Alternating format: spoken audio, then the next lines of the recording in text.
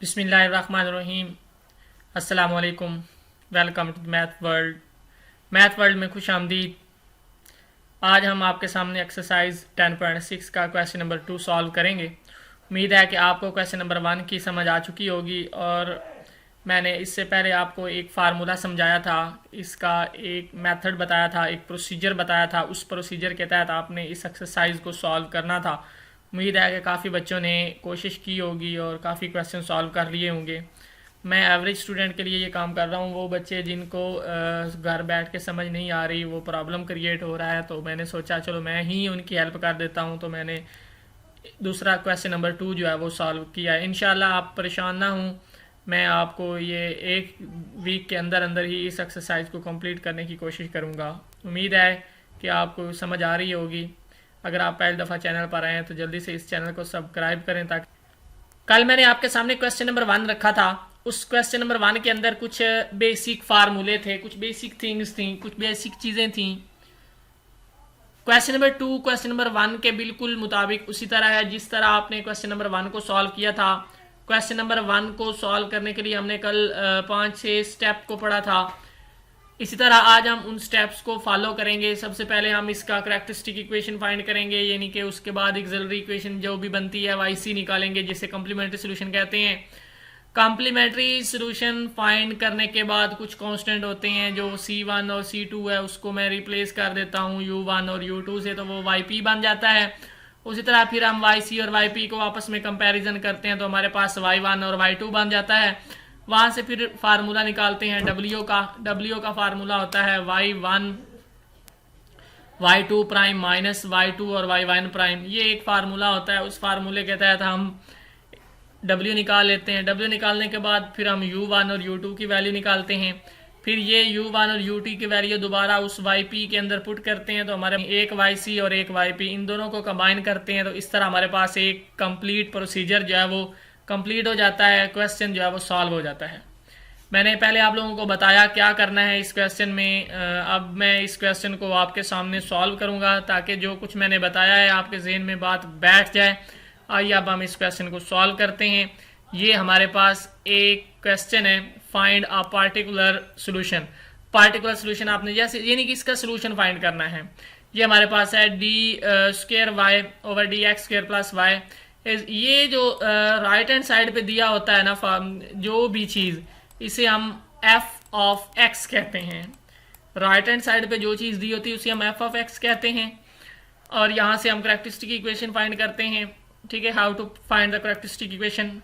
First procedure to find characteristic equation. Characteristic equation find करने का तरीका होता है d2y + y = 0। यहाँ से इन दोनों से कॉमन आ रहा है। मैं दोबारा आप लोगों को बता दूं, ये जो d² होता है बेसिकली ये हमारे पास सेकंड ऑर्डर डेरिवेटिव होता है। इसे लिख सकते हैं d2/dx²। तो ये हमारे पास कैपिटल D² होता है। यहाँ इसी को मैंने यूज़ किया तो बन जाएगा d² y + y = 0। यहाँ से दोनों में y कॉमन आ गया। d² + 1 = 0, ये बन जाएगा d² + 1 = 0। ये 1 जो है इसको मैं दूसरी तरफ शिफ्ट करूंगा तो ये बन जाएगा d² - 1। अब मैंने लिखा दोनों तरफ स्क्वायर रूट लेने से ये हमारे पास इधर तो d² है और इधर हमारे पास -1 है। जब मैं इधर इसका और इन दोनों का जब मैं स्क्वायर रूट लूंगा इस तरह, तो ये हमारा -1 का स्क्वायर क्या होता है, अयोटा होता है। और जब इसका स्क्वायर लूंगा तो जदर मुरबा कैंसिल हो जाएगा। यानी d की जो वैल्यू है वो हमारे पास क्या आ जाएगी, ± अयोटा की फॉर्म में। ये मैंने लिखा d = ± अयोटा।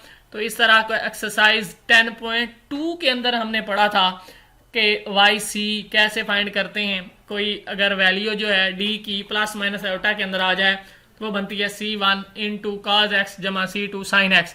अगर अयोटा के साथ 2 आ जाता तो यहाँ हमने 2x लिखना था, 2x sin 2x, जैसा कि क्वेश्चन नंबर 1 में मैंने आप लोगों को बताया था। अयोटा के साथ जितनी रकम तब्दील होती जाएगी वहाँ हम x के साथ वो जो वैल्यू है वो है उसका मल्टीपल जो है वो लिखते जाएंगे ना, वो रिप्लेस। हाँ, अब हमने YP निकालना है। YP निकालने के लिए हमने C1 को U1 से रिप्लेस कर देते हैं और C2 को U2 से रिप्लेस कर देते हैं। इस तरह YP जो है बन जाएगा U1 cos x और U2 sin x। अब हम इन इक्वेशन नंबर 2 और इक्वेशन नंबर 3 को जब कंपेयर करते हैं या YC और YP को, तो वहाँ हम y1 और y2 की वैल्यू हासिल करते हैं।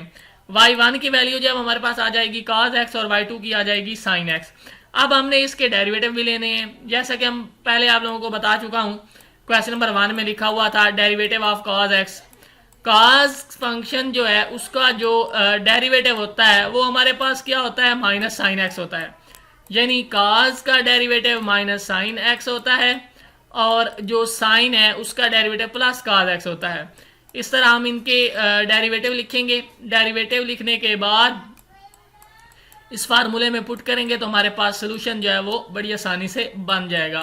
दोबारा देखिए, साइन एक्स का जो डेरिवेटिव होता है वो प्लस cos x होता है और जो cos x होता है उसका derivative plus minus sine x होता है। यहाँ cos था तो डेरिवेटिव माइनस साइन बना, y का साइन एक्स है तो इसका डेरिवेटिव cos x बन गया। अब ये मैंने लिखा है w का फार्मूला मैंने आप लोगों को बताया, ठीक है। w का फार्मूला मैं पहले क्वेश्चन में भी आप लोगों को डिटेल से बता चुका हूँ। यहाँ हम लिखते हैं उसकी वैल्यू, ये हमारे पास है y1 और y2 प्राइम। ये हमारे पास फार्मूला होता है w is equal to y1 into y2 prime minus, अगर y2 पहले है तो साथ y1 का प्राइम होगा। प्राइम का मतलब होता है डेरिवेटिव। यहाँ पे देखें y1 हमारे पास क्या है, cos x, ये मैंने cos x लिख दिया।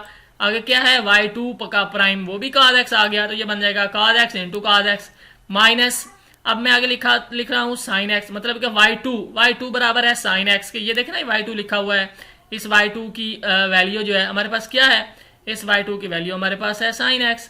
ये बन जाएगा sin x, ये y2 बन गया और साथ है y1 का प्राइम, यानी y1 का जो डेरिवेटिव वो माइनस साइन एक्स, ये बन जाएगा माइनस साइन एक्स। अब cos जो cos से मल्टीप्लाई होगा बन जाएगा cos स्क्वायर एक्स और sin स्क्वायर एक्स। जी हमने अर्ली फार्मूला है, बहुत ही मशहूर फार्मूला है जिसे हम ट्रिग्नोमेट्रिक आइडेंटिटी कहते हैं। तो वो होता है साइन स्क्वायर थीटा जमा cos स्क्वायर थीटा बराबर 1। अगर थीटा की जगह कोई भी वैल्यू आ जाए, एक्स आ जाए, तो वो भी 1 ही होता है। ये बन जाएगा cos स्क्वायर एक्स जमा sin square x is equal to 1। इस तरह w की वैल्यू हमने निकाल ली, w की वैल्यू हमारे पास 1 आई। अब क्वेश्चन अब ये पैदा होता है, how to find u1 and u2। u1 और u2 को कैसे फाइंड करते हैं। u1 और u2 को फाइंड करने के लिए हमारे पास एक बेसिक प्रिंसिपल के ये बेसिक फार्मूले होते हैं जिनको हम यूज करते हैं। u1 बराबर होता है minus y2 into F of x over w। यहाँ पे देखें एफ ऑफ एक्स जो है वो राइट हैंड साइड है, जो मैंने आपको ऊपर बता दिया। y2 जो है ये आपके सामने लिखा हुआ है y2, और साथ y1 आपके सामने ये लिखा हुआ है y1, और एफ ऑफ एक्स मैंने आपको बता दिया इसकी राइट हैंड साइड होती है। w की वैल्यू मैंने अभी निकाली है आपके सामने, ये वैल्यू मैं अभी इसके अंदर पुट करने जा रहा हूँ। सबसे पहले मैं u1 को फाइंड करता हूँ।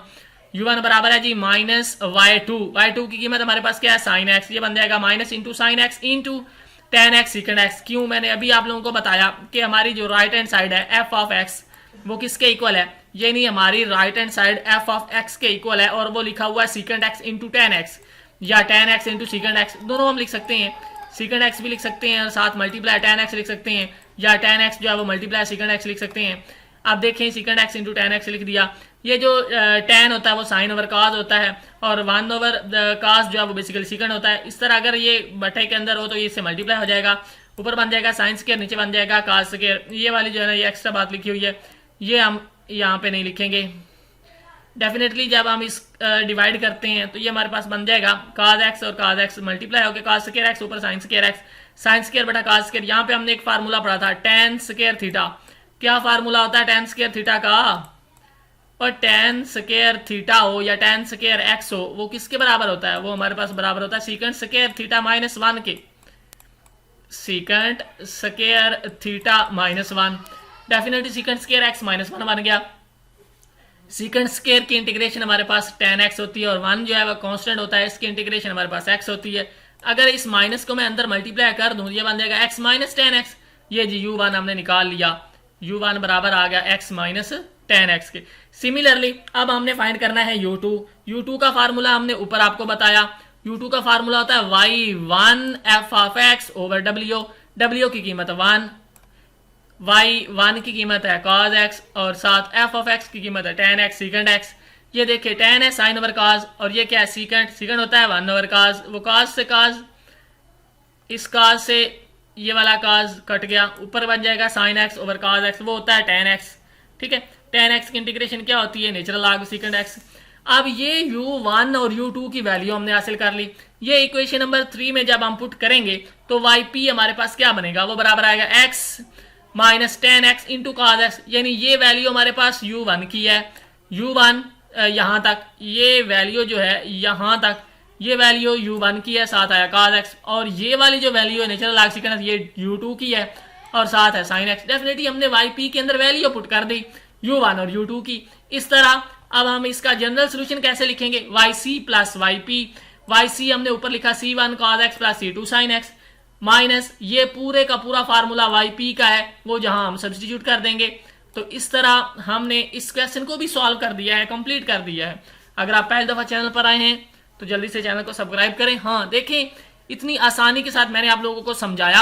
अगर आप लोगों को समझ नहीं आती तो आप इस तरह करें, कॉपी पेंसिल निकाल लें, जैसे जैसे वीडियो साथ चलती जाती है स्टॉप करके साथ लिखते जाए, इंशाल्लाह वीडियो कंप्लीट होने तक आपको ये क्वेश्चन याद हो जाएगा। ठीक है, शुक्रिया, अल्लाह हाफिज, थैंक्स फॉर वॉचिंग।